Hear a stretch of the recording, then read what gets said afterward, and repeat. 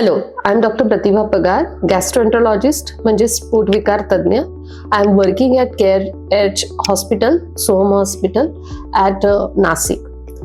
One habit can give you a big health benefit, or one bad habit can give you so many problems.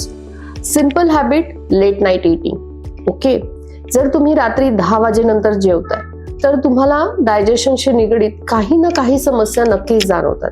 जसं की acidity होणं, जळजळ होणं, पोट फुगणं, पोटात दुखणं, अशा काहीशा समस्या या फक्त एका हॅबिटमुळे असू शकतात. कारण की रात्रीचं डायजेशन व्यवस्थित होत नाही.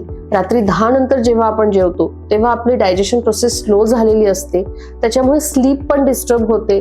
सो ॲडिक्वेट स्लीप होत नाही आणि डायजेशन पण प्रॉपर होत नाही, आणि ह्या दोन्ही गोष्टींचा परिणाम नेक्स्ट डे आपल्याला भोगावा लागतो.